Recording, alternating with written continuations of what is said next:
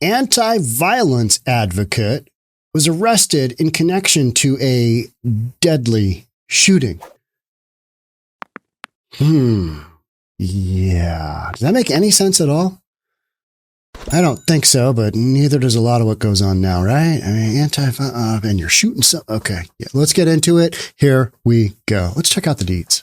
This is the man police arrested after a deadly shooting in Commerce City over the weekend. This is video of Lumumba Sers speaking with Fox 31. At the time, Sers was the executive director of the Heavy Hands, Heavy Hearts Center in Aurora. It's a place geared toward helping youth and adults stay away from violence. In the story, he talked about the Gloves Up, Guns Down program. Sers' son was later killed in Denver's Five Points neighborhood. Now Sers has been arrested, taken into custody after a man was killed at Pioneer Park in Commerce City on Saturday. This witness said he heard the gunshots and then saw a man standing with a weapon. The witness also said the man who fired the weapons went to his vehicle, then returned to the scene of the shooting. Commerce City police say Sers did not attempt to run. 4 people died in shootings over the weekend in Commerce City. It's definitely an anomaly for us. It was not a typical weekend and probably one of the most violent we've ever seen in Commerce City. We're told Pioneer Park was filled with people when the shooting happened. Sers made his first appearance before a judge this morning and is expected to make another appearance on Thursday. He's being held on $1 million cash bond. At the Commerce City Police Department, Vicente Arenas, 2 Prime News. So bottom line, a guy who lost his kid to gun violence shows up at a water park in Denver, suburb of Denver, and has a gun and kills another man, goes back out to his car, goes back to the scene, and was arrested. I mean, it sounds like that is literally what happened. Does that make any sense at all to an anti-violence gun advocate, or not a gun advocate, but just an anti-violence advocate in general? What happened? A well-known anti-violence advocate in the Denver area was arrested in connection to a deadly shooting in Pioneer Park on Saturday. That's the video we just saw. Lumumba Sers Sr., 46, was arrested and booked into Adams County Jail early Sunday morning. His bond was set at $1 million. That's substantial. Fox 31 has previously talked to Sers Sr. about his advocacy efforts several times. He's a well-known figure in the anti-violence. He just doesn't apparently practice what he preaches. Yeah. He founded the Aurora-based nonprofit Heavy Hands, Heavy Hearts. Heavy Hands, boxing reference. Heavy Hearts. Lost my kid to gun violence. And now he's gonna be up on charges of murder. Just straight up murder. Will it be self-defense? Will it be something like that? What are you doing with a gun at a water park? Seriously. I mean, park with kids around. Lucky some kid didn't get capped, which is aimed at helping young people in the community, the Heavy Hands, Heavy Hearts. His son, Lumumba Sers Jr., was shot and killed near 28th and Welton Street in August 2023. So just a year later, here he is shooting somebody else. Horrible. The Pioneer Park shooting Sers Sr. was arrested in connection to was among 3 deadly shootings in Commerce City over the weekend. The police department called it one of the most violent weekends the city has ever seen, with 5 people being killed in total. So unfortunately, Senior was probably killing out of revenge for Junior's death a year ago. Commerce City police suspect retaliation for son's killing as motive in deadly weekend shooting. Terrible. I mean, I understand. If somebody takes the life of your child, you're probably going to do anything. You're probably going to do anything because you're just that pissed off. Unfortunately, this is what that looks like. After an unusually violent weekend in Commerce City, police are working to learn what happened to 5 people being killed in just a few days. Adams County District Attorney Brian Mason said he'd never seen so much violence in such a short period of time in over 17 years as a prosecutor. We had a wild weekend here, too. Monday morning, I was looking at the map going, holy cow, we've just got all these shootings, stabbing, some guy dropping a fish tank on Interstate 5 near the Olive exit. and he threw a pole at a cop, hit a cop, fish tank, just a lime scooter. He dropped a scooter down. I mean, just a bunch of shenanigans, right? In one of those shootings, investigators believe a man was killed in retaliation for another killing almost exactly 1 year ago. Now the father of the victim of the 2023 killing is charged with one from this weekend. On Saturday evening, a shooting was reported in the parking lot of the Pioneer near Holly Street and East 60th. When police arrived, a man later identified as 27-year-old Malcolm Watson was found dead at the scene, and officers detained Lumumba Sers, 45. Investigators say Sers made the spontaneous statement, "I wasn't the only one who shot." Okay, so maybe it is self-defense. But I mean, if you're an anti-violence advocate, you're running around with a gun?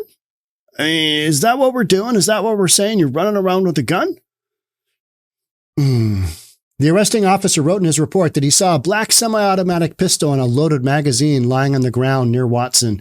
Okay, so maybe that guy drew first, and who knows, though, right? Sounds like he didn't get a shot cranked off. Joe, no, at least he wasn't accurate. The other guy killed him.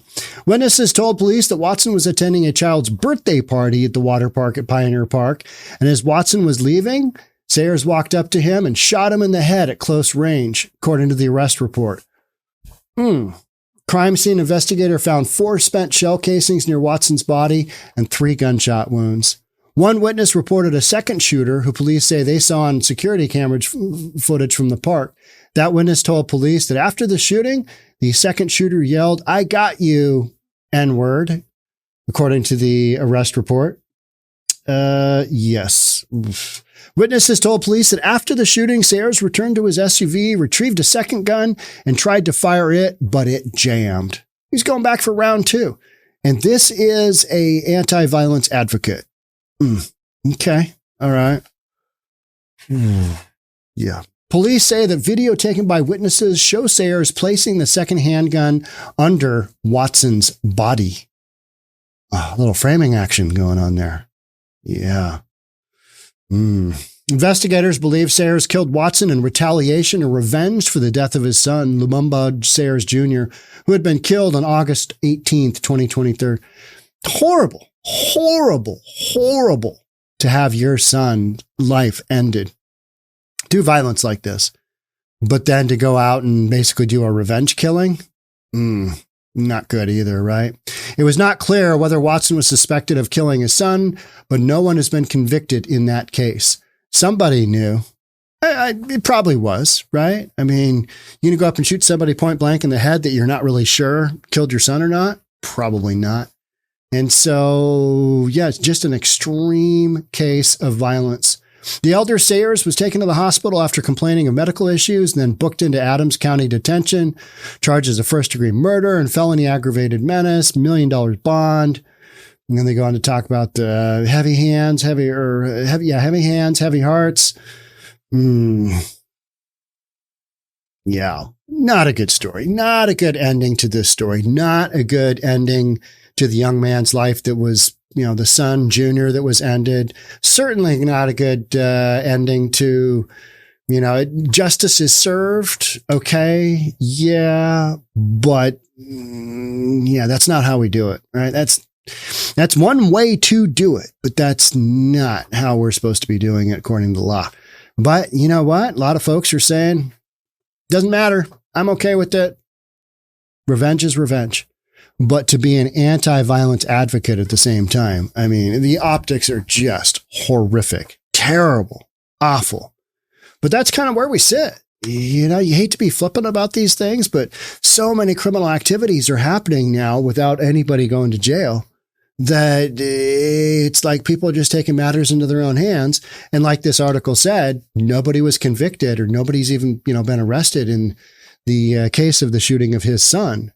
So he probably found out through the grapevine, asked around, had been a year, had the opportunity. He's going to be at a public place, public park, saw him there, whatever, had a couple of guns on him, took the guy down, and is apparently willing to suffer the consequences because it's not like he booked it out of there, right? He just didn't. So Probably some really good intentions from his son being murdered and then starting the nonprofit, but not the ending that you want to see, right?